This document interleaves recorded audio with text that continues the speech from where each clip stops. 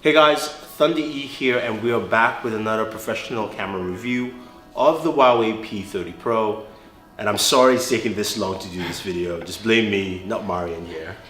Well, But again, this is Mr. Marian Sell, who I've done these kind of videos with for about a year or so. yeah, a little longer. A little bit longer. We started with the Galaxy S9, we did the P20 Pro, which you really liked last year. Yes. So were you excited to do the P30 Pro this year? Yes, I was just really curious what they brought to the new phone, because the last one was a quite good product. Yeah. Yeah. So Marian did the usual thing. He took it out into the water. I know he went kite sailing and took a bunch of pictures. And we're going to check out what you thought of the P30 Pro and the photos he took.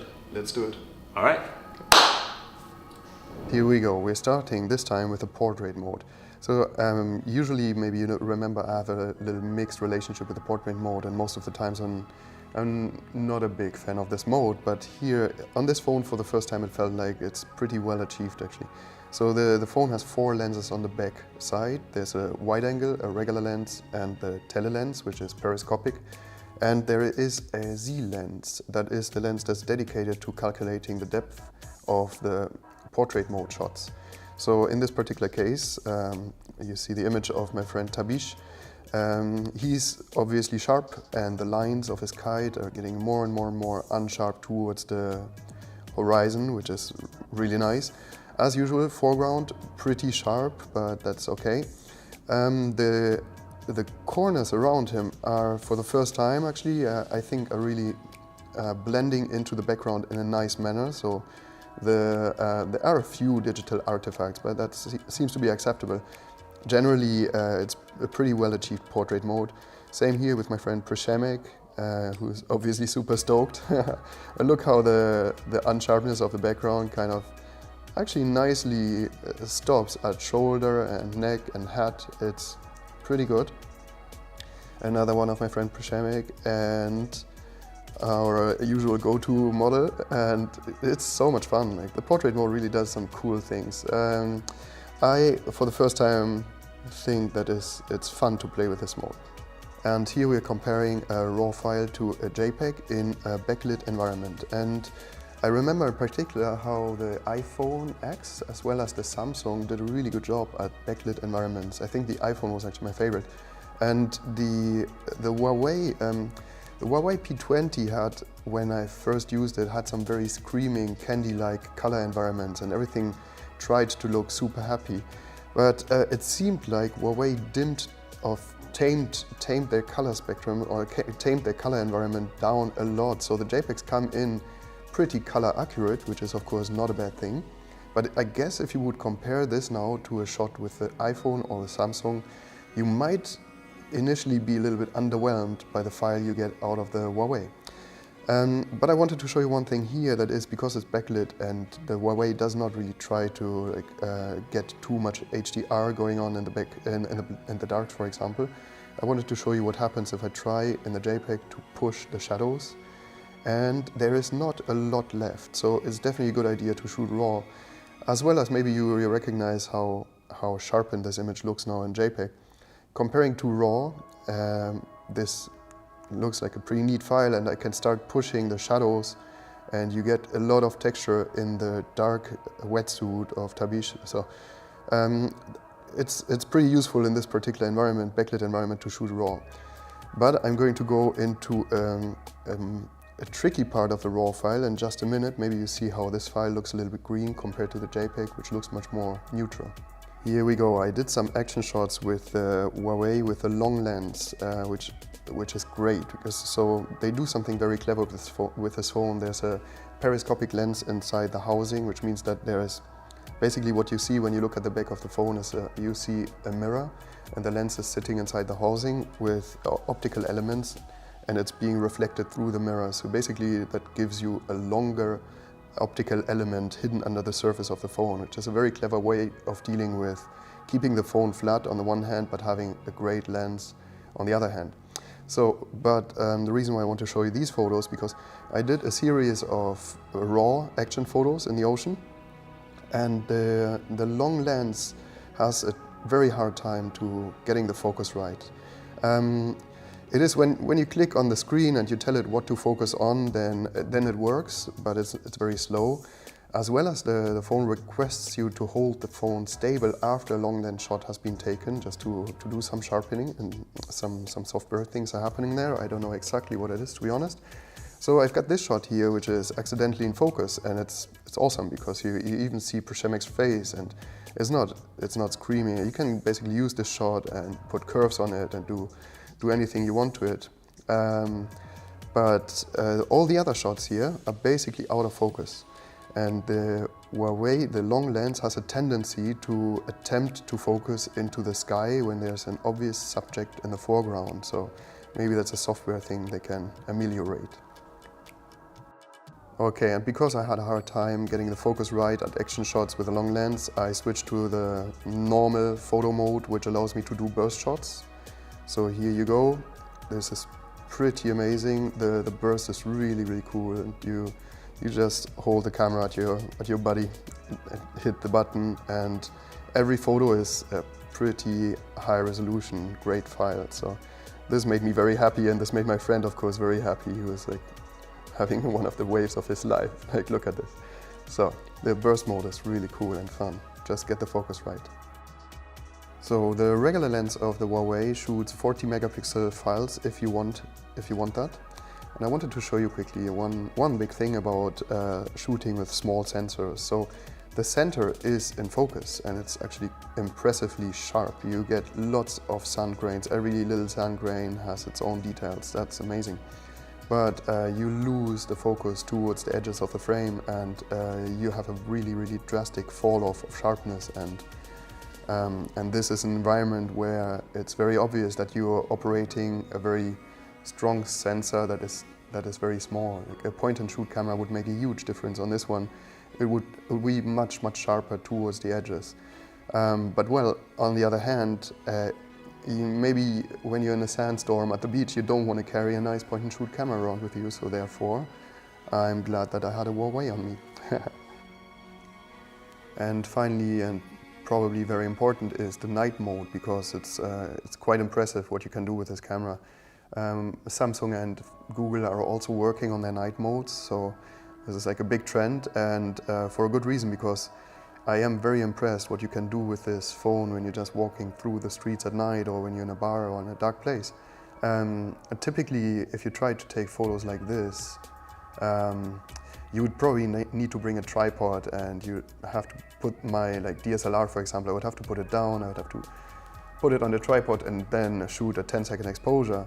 And you do these photos with the Huawei just out of your hand, and it's really amazing. Suddenly walking through a street at night really changes your way of looking at things, because it enables you, this phone enables you to do scans of your environment, which this phone is basically better than my professional cameras at taking quick snapshots at night. And that's because there's a lot of artificial intelligence thinking about whatever you're doing. I think that this phone is a little bit less exaggerated in the night shot environment than the Google phone, for example, which for my perception destroyed the mood a little bit of the scene you're taking a photo of. The Huawei does a little bit better job here. Nonetheless, you get a lot of funky environments. Like, for example, maybe you recognize here there's this spongy area which has neither a focus nor a real color to it. It's just like a washed out noise. But then on the other hand, you get green leaves at night. It's pretty amazing. I'm blown away, actually. This is something that's really fun to play with. I wanted to show you this shot here, though. This is the night shot, and in comparison, this is a regular JPEG. So the regular JPEG shot at 1250 ISO still is pretty good, and here it is with all the shadows pushed. Let's look at this area here, for example, and in comparison to the night shot. So the night shot has a lot of noise, and there's a lot of calculation happening inside the phone to make the noise less apparent. It's probably blurred out a little bit. In the JPEG, at least this area, which is only shadow, has a very neutral color tone to it, which is a little bit nicer.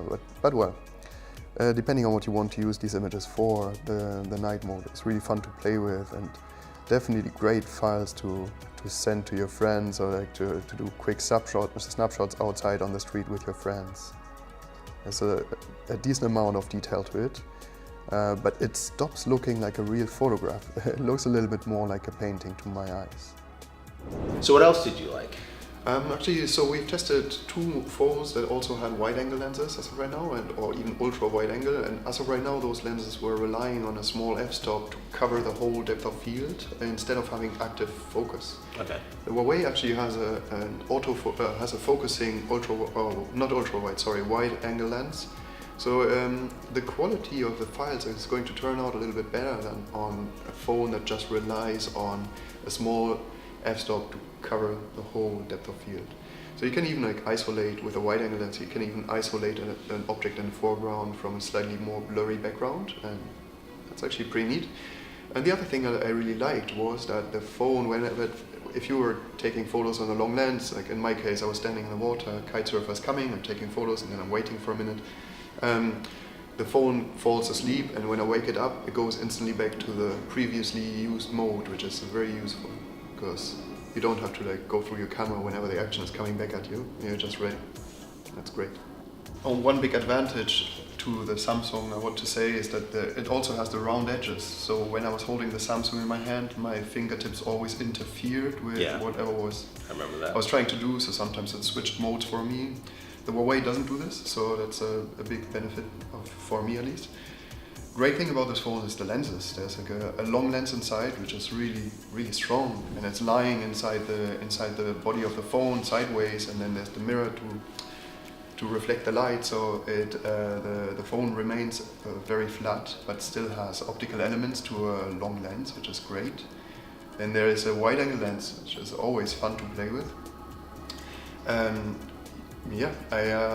I want to say I'd rather have great lenses in my pocket in a phone than bad lenses. So this phone is definitely one of the big flagships on the market these days, I think. Okay, but you did run into some, I would say, some coloring issues, right? Yes, absolutely.